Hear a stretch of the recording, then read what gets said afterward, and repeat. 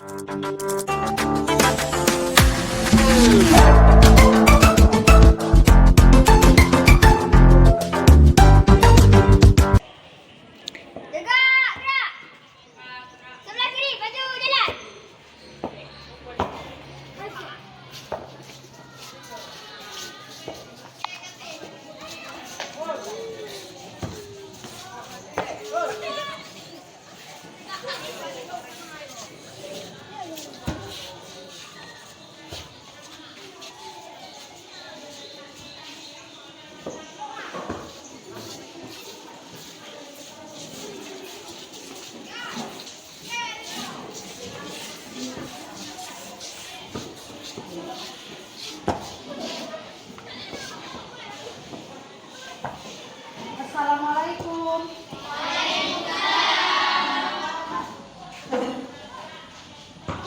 Apa kabar anak-anak? Baik, Bu. Ya, baik. Ketua kelas silakan. Siap, ya. Beri salam.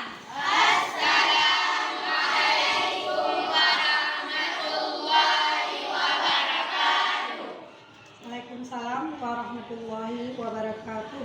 Tegak, gerak.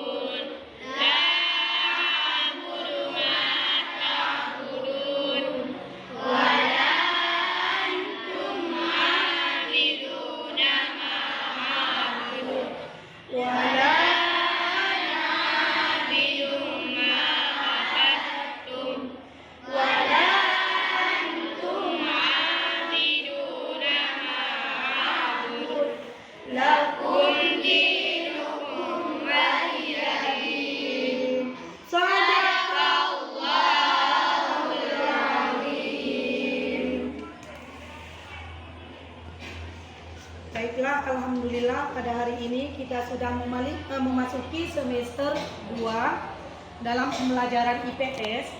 Untuk itu Ibu akan mengabsen kalian dulu ya. Yang pertama Dafa Al-Farisi, Hadir. Ya. Empobi Rizky, Safriana, Aura Salsabila, M. Farhan. Nggak ada ya? Berarti Alfa. Hafizatun Nura, Itan Maisyura, Isnawi. Berapa orang? Berarti 4 orang yang tidak hadir. 1 izin, 3 Alfa. Baiklah, untuk kesempatan ini sebelum Ibu memulai pembelajaran, kita membuat dulu kesepakatan kelas supaya nantinya rapi pada saat proses pembelajaran berlangsung. Yang pertama, kita buat dulu kesepakatan kelasnya ya. Yang pertama apa? Kesepakatan pertama masuk kelas tepat waktu.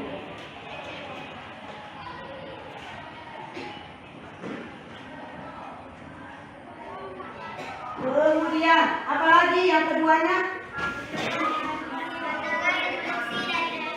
Mendengar instruksi dari guru.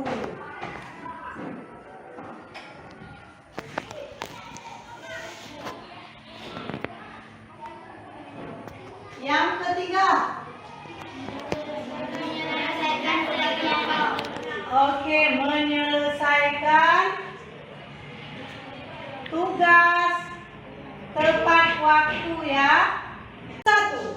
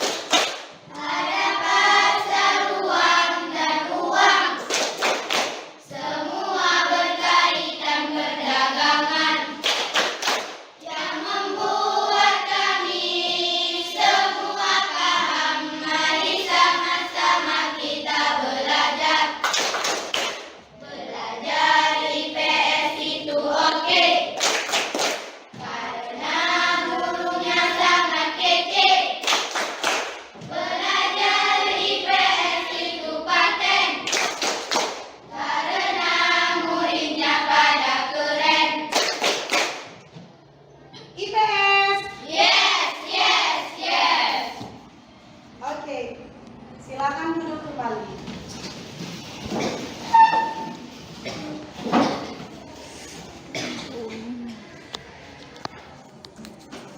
Masih ingat apa itu? Peta. Pernah belajar tentang peta? Materi pada semester 1 kita belajar tentang peta. Sudah lihat kan? Apakah masih ingat kan tentang letak wilayah Indonesia? Siapa tahu bagaimana letak wilayah Indonesia?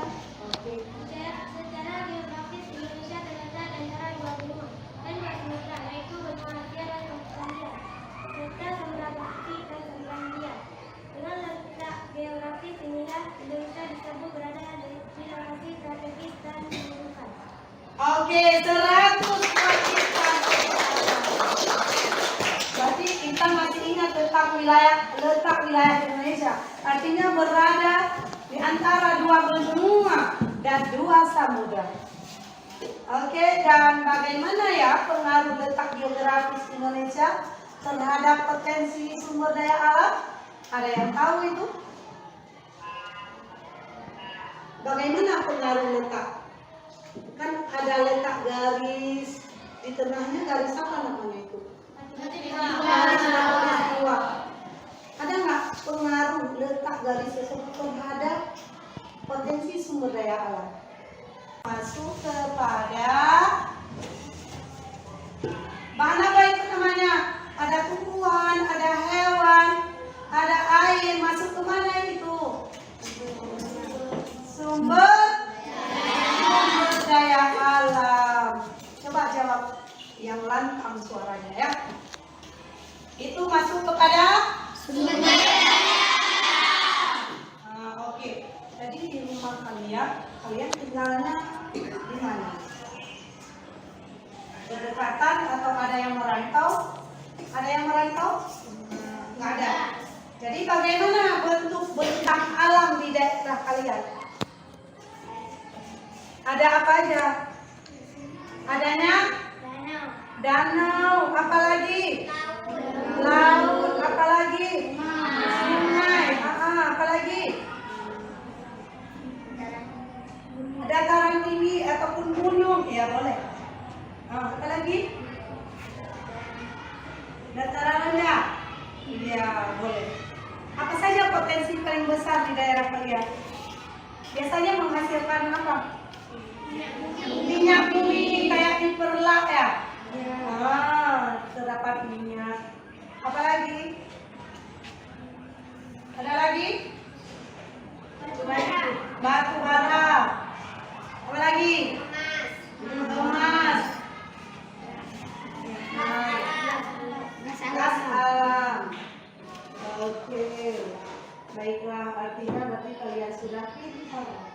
untuk memasuki materi pada hari ini, yaitu tentang potensi sumber daya alam. Ya, pernahkah kalian mendengar apa itu sumber daya alam? Siapa yang tahu? Iya, coba. Sumber daya alam adalah yang ditemukan manusia di alam yang dapat dipakai untuk kebutuhan hidupnya. Oke, satu. Mantap, tapi dia tahu. Ada lagi yang tahu tentang sumber daya alam? Ada lagi? Cuma seorang? Ya. Oke, coba kalian perhatikan ini. Menurut Prabandana terdapat di buku IPS Terpadu tahun 2018 halaman 26. Di sana dikatakan bahwa sumber daya alam adalah semua kekayaan alam yang dapat dimanfaatkan untuk memenuhi kebutuhan manusia. Dengan adanya sumber daya alam, berarti bisa kita memanfaatkan. Semuanya ada manfaatnya. Seperti air, ada nggak manfaatnya untuk? Ada. Apa manfaatnya air? Untuk diminum. Kalau kita memasak nasi tanpa adanya air, bisa kita memasak? Bisa. Jadi dalam potensi sumber daya alam ini dapat dibagi kepada dua. Ada sumber daya alam hayati, ada non hayati. Pernah dengar itu? Apa itu hayati? Sumber daya alam hidup, sumber daya alam mati. Satu lagi, ada dua potensi sumber daya alam. Nanti berdasarkan sifatnya ada lagi pembagiannya. Ada potensi sumber daya alam yang dapat diperbaharui dan tidak dapat diperbaharui. Nanti kita akan pelajari lebih lanjut mana contoh-contoh dari sumber daya alam tersebut yang dapat diperbaharui. Mana contohnya, ada nggak di sekeliling kita ini yang udah kita lihat tadi lewat jendela? Ada nggak? Ada. Yang kita katakan tadi sumber daya alam hidup, artinya bisa hidup dia. Mana contohnya? Pohon, bisa hidup pohon kalau kita tanam? Bisa. Kalau benda mati? Ada yang mati nggak di sini? Mana? Batu.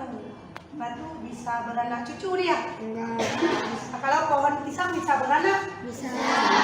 Berarti di situ aja, nanti kalian bisa pahami lebih lanjut melalui diskusi kelompok. Baiklah anak-anak, udah ada kelompoknya masing-masing? Udah silakan? Udah. Ibu akan mengingatkan kalian kembali. Nanti siapa yang moderatornya, siapa yang presenternya, siapa yang penanya, siapa yang menanggapi, ya. Pokoknya semuanya harus ada tugas masing-masing. Jangan nanti antara kelompok ini ada yang berlebihan. Saya mau semuanya aktif berdasarkan kesepakatan yang sudah kita buat tadi. Semuanya. Baiklah anak-anak, sudah ada kelompoknya masing-masing? Udah silakan? Udah. Ibu akan mengingatkan kalian kembali. Nanti siapa yang moderatornya, siapa yang presenternya, siapa yang penanya, siapa yang menanggapi, ya. Pokoknya semuanya harus ada tugas masing-masing. Jangan nanti antara kelompok ini ada yang berlebihan. Saya mau semuanya aktif berdasarkan kesepakatan yang sudah kita buat tadi. Semuanya harus aktif. Baiklah, Ibu akan membagikan LKPD untuk kalian mengisi berdasarkan gambar yang kalian amati masing-masing.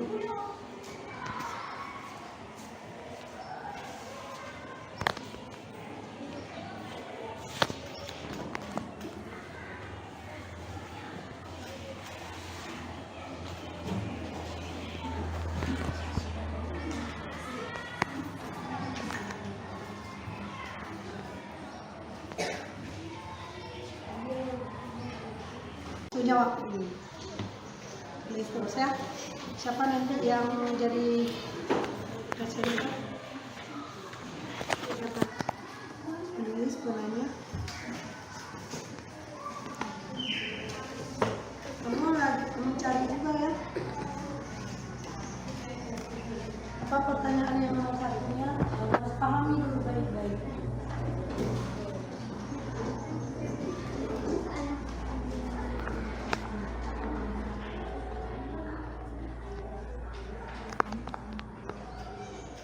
Cepat. Tulis.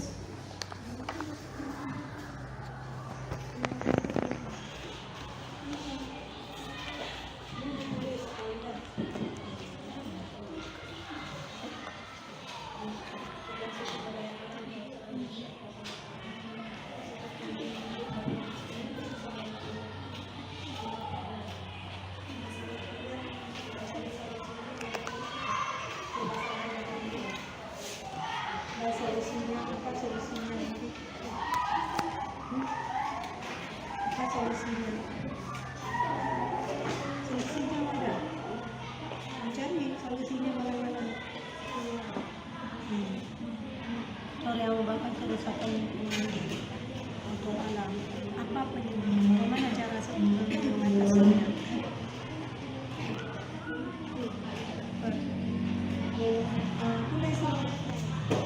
Tulis. Assalamualaikum warahmatullahi wabarakatuh. Waalaikumsalam warahmatullahi wabarakatuh. Kami dari kelompok 2 ingin mempresentasikan hasil kerja kelompok kami. Materi? Dengan materi faktor-faktor penyebab perubahan Versi. dengan materi faktor-faktor perubahan terjadinya sumber daya alam yang akan dibacakan oleh Dafa Al-Fajri.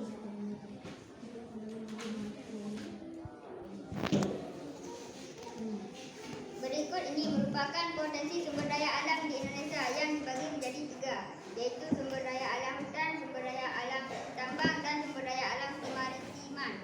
Ada 2 faktor yang menyebabkan perubahan potensi sumber daya alam, yaitu faktor alam. Faktor alam ini umumnya terjadi karena adanya bencana alam, contohnya seperti banjir, gempa bumi, gunung meletus, tanah longsor, tsunami, dan lainnya. Meskipun terkadang ada bencana banjir yang disebabkan oleh kurangnya kesadaran manusia untuk menjaga alam, tetapi bencana banjir juga bisa terjadi karena faktor alam. Misalnya seperti karena curah hujan yang tinggi dan berlangsung secara terus-menerus. Pada saat curah hujan tinggi, maka air sungai akan meluap hingga mengakibatkan tanggul menjadi jebol karena tidak bisa menampung debit air yang tinggi. Selain itu, banjir dalam skala yang besar juga dapat mengakibatkan bangunan dan tempat tinggal manusia menjadi rusak. Lapisan tanah subur hilang hingga banyak tanaman yang menjadi rusak. Adapun contoh lain perubahan potensi sumber daya alam yang disebabkan oleh faktor alam adalah terjadi gunung meletus. Area di sekitar gunung meletus tentunya akan mengalami kekeringan selama terjadi erupsi. Hal ini yang dapat menimbulkan pemanfaatan sumber daya alam di area tersebut yang ada di sungai, tanah, atau danau. Pada akhirnya kondisi ini pun akan membuat sumber daya alam yang ada di sekitarnya mengalami penurunan kualitas dan kuantitas akibat ekosistem yang tidak stabil.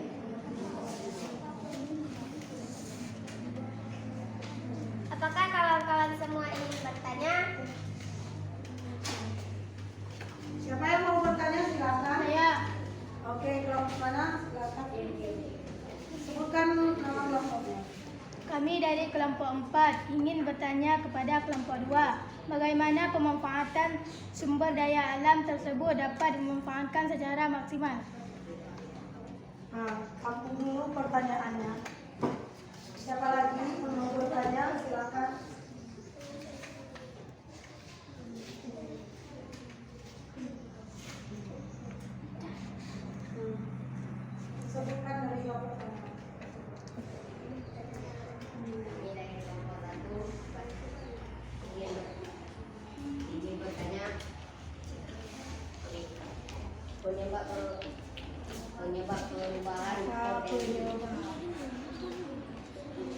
penyebab perubahan potensi sumber daya alam dan bagaimana cara melestarikannya?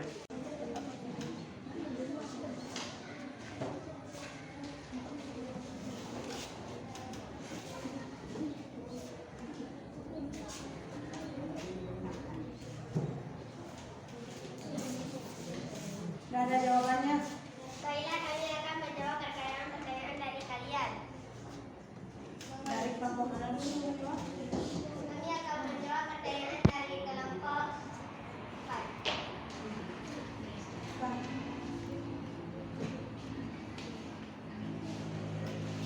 Mengelola sawah dan ladang dengan baik, melakukan pembudidayaan dan pengembalian, tidak melakukan kerusakan terhadap lingkungan, menjaga kelestarian hutan. Oke. Kami akan menjawab pertanyaan dari kelompok Bisa diterima tadi jawabannya?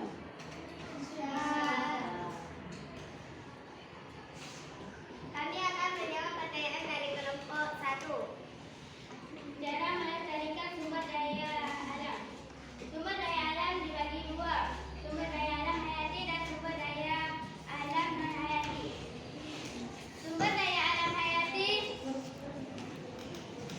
menanam pohon dan melestarikan tumbuhan dan hewan langka dan merawat pohon besar di lingkungannya dan tidak menebang pohon sembarangan dan merawat hewan yang dimiliki dengan rutin. Dan sumber daya alam yang kedua non hayati. 1. Menggunakan kendaraan umum untuk mengurangi polusi udara. 2. Menghematkan air. 3. Tidak mengeksploitasi atau mengeruk sumber daya tambang secara berlebihan. 4. Tidak membuang limbah di sungai dan laut yang dapat menyebabkan pencemaran air. 5. Melakukan kegiatan pertambangan di tempat yang telah ditentukan demi menjaga kesehatan dan kesuburan. Oke, bisa diterima. Jadi bisa diterima oleh kelompok 1. Kelompok 1 bagaimana? Bisa terima? Ya. Kelompok 1.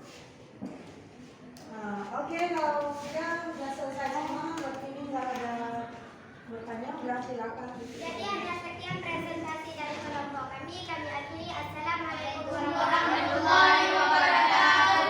Waalaikumsalam warahmatullahi wabarakatuh. Tepuk tangan untuk kelompok 2. Untuk itu, Ibu akan membagikan lembar penilaian peserta didik. Di sini nanti kalian centang aja ya. Apa yang ada di sini kan ada pertanyaan. Saya berdoa sebelum melakukan kegiatan. Ada nggak kalian berdoa? Ada. Oh, nanti di sini ada poin nomor 1, nomor 2, 3, dan 4. Jarang misalnya. Nah, itu ya soal post testnya.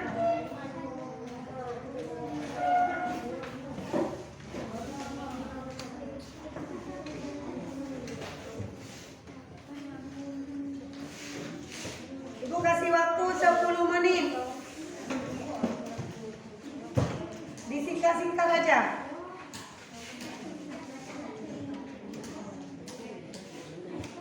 Langsung dijawab aja terus. Itu ada soalnya kalau memang enggak ini. Di sini kurang jelas. Nah, lihat aja di tempat tulis. Mau yang jelas.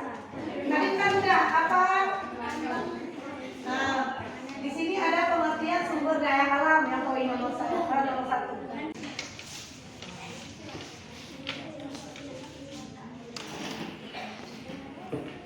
Udah.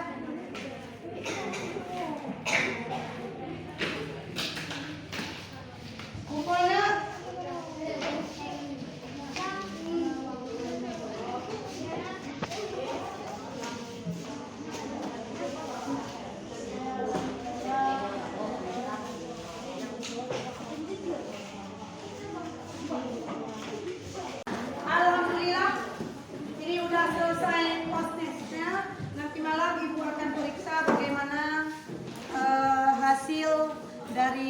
pertemuan hari ini.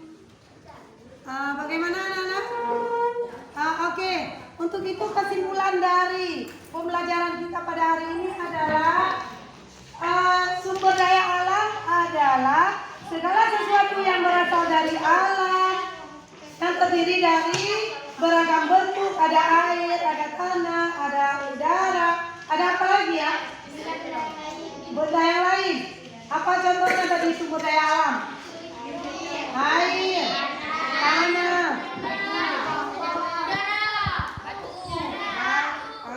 Oke. Berarti benda-benda tersebut dapat berupa benda hidup dan benda mati.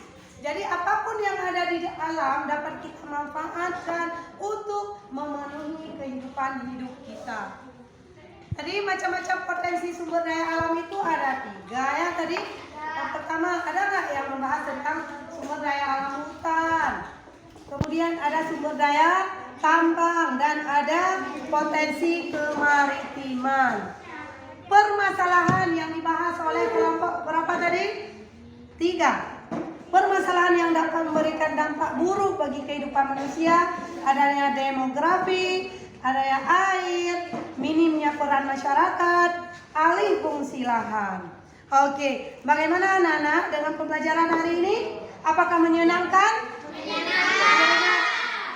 Bisa kalian pahami dari materi hari ini? Bisa.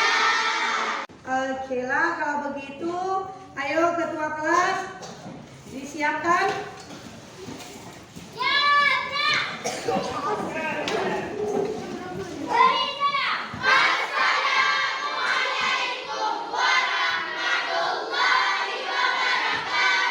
Waalaikumsalam warahmatullahi wabarakatuh. Cukup sekian dari saya. Di sini nanti kalian akan mempelajari materi kedepannya, yaitu tentang kehidupan masyarakat pada masa Hindu-Buddha. Oke, silakan ulang. Hati-hati di jalan ya.